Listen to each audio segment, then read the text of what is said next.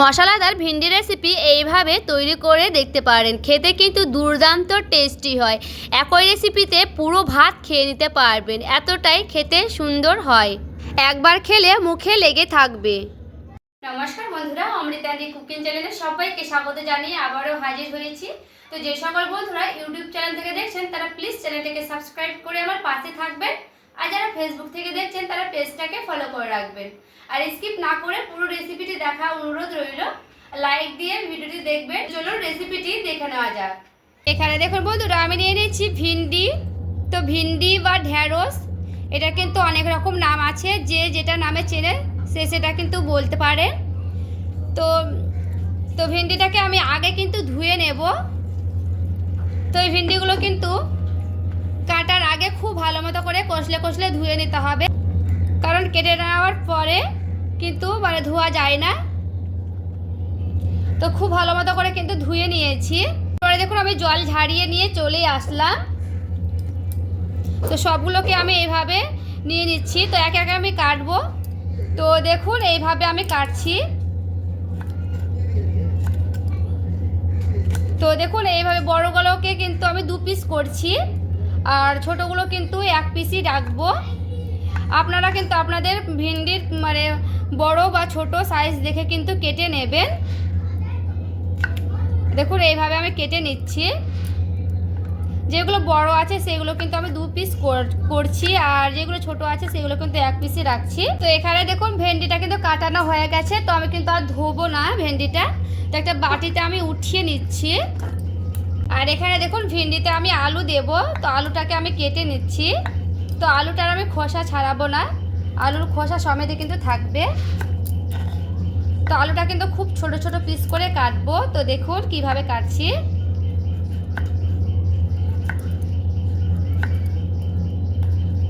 পরে দেখুন আলুটা কিন্তু কেটে নিয়েছি। তো আলুটাকে আমি খুব সুন্দর করে ধুয়ে নেব।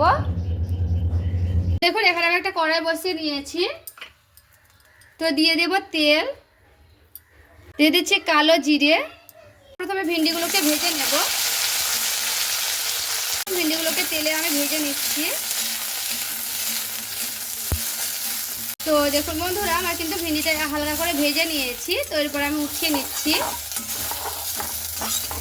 কড়াই দিয়ে দিচ্ছি আবারও পরিমতো তেল।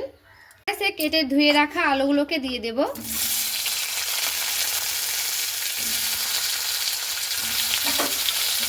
তো আলুগুলোকে কিন্তু খুব ভালো মতো করে ভেজে নেব, লাল লাল করে। খুব ভালো মতো করে কিন্তু ভেজে নিয়েছি আলুটা। তো এরপরে কিন্তু আমি উঠিয়ে নিচ্ছি আলুটাকেও। তো দেখুন বন্ধুরা, এখানে আমি নিয়ে নিয়েছি 4টের মতো পেঁয়াজ। তো এখানে কিন্তু আমার পেঁয়াজ লাগবে, একটু বেশিই দেবো পেঁয়াজটা। তো পেঁয়াজগুলোকে আগে আমি কেটে নেব, খোসাগুলোকে সবগুলো আগে ছিলে নিচ্ছি, তারপরে আবারও আসছি। পর আমি খোসাটা দেখুন ছাড়িয়ে নিয়েছি, তারপরে কিন্তু ধুয়ে নিয়ে চলে এসেছি। তো পেঁয়াজটাকে আমি দেখুন কেটে নিচ্ছি। তো পেঁয়াজটাকে একটু অন্যরকম করে কাটবো। তো দেখুন পেঁয়াজটাকে এইভাবে আমি কেটে নেব, এতে করে খুব সুন্দর হবে। তো দেখুন সবগুলো পেঁয়াজ কিন্তু এইভাবে আমি কেটে নেব। তো এখানে দেখুন পেঁয়াজগুলো কিন্তু আমার খুব ভালো মতো করে কাটানো হয়ে গেছে। তো আমি কিন্তু সবগুলো পেঁয়াজ কেটে নিলাম। কিন্তু আর তেল দেব না, ওই আলু ভাজা তেলে কিন্তু রান্না করব। তো এখানে সে পেঁয়াজ কাটাটাকে দিয়ে দিচ্ছি।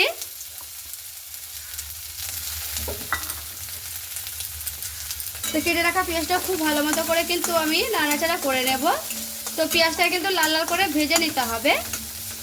দেখুন মাছটা আমি রান্না করব, তার জন্য মশলা রেডি করে নেব। তো নিয়েছি আদা, নিয়েছি লঙ্কা, নিয়েছি জিরে। তো আপনারা লঙ্কাটা কিন্তু নিজেদের পছন্দ মতো নিতে পারেন। তো এটা হচ্ছে কাঁচা লঙ্কা, পাকা পাকাগুলো নিয়েছি, কারণ আমরা কাঁচা লঙ্কাই ব্যবহার করি যে কোনো তরকারিতে। শুকনো লঙ্কাটা কমই ব্যবহার করা হয়। পরে কিন্তু অল্প পরিমাণে জল দিয়ে দিব। আর এখানে দেখুন বন্ধুরা, খুব সুন্দর একটা পেস্ট করে নিয়ে চলে এসেছি। একেবারে কিন্তু মিহি পেস্ট করে নিতে হবে। সেই মশলাটা আমি বাটিতে ঢেলে নিয়েছিলাম, দিয়ে দিচ্ছি। দিয়ে দেব পরিমাণ মতো লবণ, দেবো হলুদের গুঁড়া, দিচ্ছি কাশ্মীরি লঙ্কার গুঁড়া। এরপরে খুব ভালো মতো করে একটু মশলাটাকে আমি মিশিয়ে নিচ্ছি। তো কাঁচা গন্ধটা যেন চলে যায়, এভাবে কিন্তু মশলাটাকে একটু ভালো মতো করে কষিয়ে নিতে হবে। দেখুন একটা টমেটো নিয়েছি, তো টমেটোটাকেও কিন্তু আমি কেটে নেব খুব ভালো মতো করে।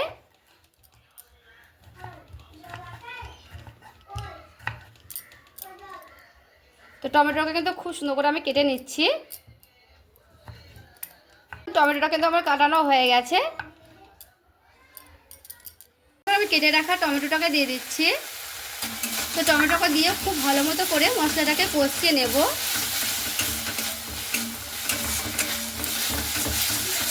পরিমাণে দিয়ে দিচ্ছি জল, মশলাটা যেন খুব ভালো মতো করে সেদ্ধ হয়ে যায় সেই কারণে। তো এরপর আমি দিয়ে দিচ্ছি ঢাকা। তো এবার আমি ঢাকাটা উঠিয়ে দিচ্ছি। আর দেখুন মশলাটা কিন্তু খুব সুন্দর করে কিন্তু এইভাবে একটু নাড়াচাড়া করে নিতে হবে, এতে করে মশলাটা যেন সেদ্ধ হয়ে যায় পুরোপুরিভাবে, এটা কিন্তু খেয়াল রাখতে হবে।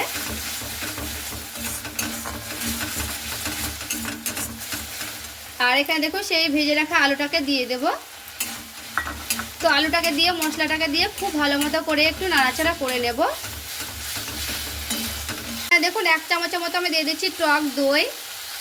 টক দইটাকে দিয়ে খুব সুন্দর করে একটু ভালো মতো করে নাড়াচাড়া করে নিচ্ছি।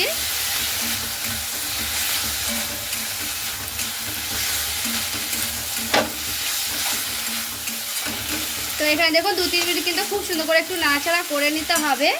এরপরে দিয়ে দিচ্ছি সেই ভিন্ডি ভাজাগুলোকে। তো এরপরে ভিন্ডি ভাজাটাকে দিয়ে খুব ভালো মতো করে এখানে আমি আবারও নাড়াচাড়া করে নেব। এরপরে দিয়ে দিচ্ছি ঢাকা। তো ঢাকা দিয়ে দিয়ে কিন্তু ভিন্ডিটাকে খুব সুন্দর করে একটু নাড়াচাড়া করে নেব। এরপরে দেখুন ঢাকাটা আমি উঠিয়ে দেখব। তো দেখুন খুব সুন্দর করে কিন্তু আবারও নাড়াচাড়া করে নিচ্ছি। এখানে কিন্তু আমি জল দেব না, গ্যাসের আঁচটা কমে কমে কিন্তু খুব ভালো মতো করে নাড়াচাড়া করে নেব। তো দেখুন আমি কিন্তু জল ছাড়াই খুব সুন্দর করে ঢাকা দিয়ে দিয়ে কিন্তু কষিয়ে নিয়েছিলাম। তো অল্প পরিমাণে দিয়ে দিচ্ছি জল, এতে করে আলু ভিন্ডি দুটোই কিন্তু সেদ্ধ হবে। তো দেখুন একটু নাড়াচাড়া করে নিচ্ছি। এই তরকারিটা কিন্তু খুবই শুকনো শুকনো হবে। তো যেহেতু আমি এখানে টক দই ব্যবহার করেছি, তো স্বাদের জন্য অল্প পরিমাণে দিয়ে দিচ্ছি চিনি। চিনিটা কিন্তু দিতেই হবে যাতে টক দইয়ের ব্যালেন্সটা ঠিক থাকে, তার জন্য। তো দেখুন একটু আবারও চিনিটা দিয়ে একটু নাড়াচাড়া করে নেড়ে নিলাম। তো একটু ভালো মতো করে ফুটিয়ে নেব, এতে করে আলু ভিন্ডি দুটোই কিন্তু সেদ্ধ হবে। তো আমি একটু ঢাকা দিয়ে দিচ্ছি। আর দেখুন বন্ধুরা আমার কিন্তু ভিন্ডির রেসিপিটি পুরোপুরিভাবে রেডি হয়ে গেছে। আর দেখুন আলুগুলো কিন্তু পারফেক্ট সেদ্ধ হয়ে গেছে। আমি খুন্তি দিয়ে দেখালাম, ভিন্ডিটা কিন্তু খুব সুন্দর সেদ্ধ হয়ে গেছে। ভিন্ডিটা আর সেই আলুগুলো কিন্তু গোটা গোটাই থাকবে, আর কিন্তু এদিকে কিন্তু মানে সেদ্ধ হয়ে যাবে ভেতর থেকে। তো পুরোপুরিভাবে রেডি করে নিয়েছি। তো আমি নামিয়ে নিচ্ছি, তারপরে দেখাচ্ছি ফাইনাল লুকটা। আর দেখুন বন্ধুরা ভিন্ডি রেসিপিটি কিন্তু নামিয়ে নিয়ে চলে এসেছি। আর দেখুন ফাইনাল লুক দেখতে কতটা লোভনীয় হয়েছে। আর দেখুন ভিন্ডিগুলো কিন্তু আমি খুব ভালো মতো করে ভেজে নিয়েছি, তার জন্য দেখুন কালারটা কি সুন্দর এসেছে। আর ভিন্ডি আলু এইভাবে কিন্তু একবার হলো ভিন্ডির এই মশলাদার ভিন্ডি রেসিপিটি বাড়িতে তৈরি করে দেখতে পারেন। খেতে কিন্তু দুর্দান্ত টেস্টি হয়েছে। অনেকে তো অনেক রকম করে ভিন্ডি রেসিপি বাড়িতে তৈরি করে দেখেছেন বন্ধুরা, একবার হলো এইভাবে মশলাদার আলু ভিন্ডি রেসিপিটি তৈরি করে দেখতে পারেন। খেতে কিন্তু দুর্দান্ত টেস্টি হয়েছিল। তো আজকের রেসিপি ভালো লেগে থাকলে প্লিজ একটি লাইক করবেন, আর চ্যানেলটাকে সাবস্ক্রাইব করে আমার পাশে থাকবেন। দেখা হচ্ছে আরও একটি রেসিপির সঙ্গে। সবাই ভালো থাকবেন, সুস্থ থাকবেন।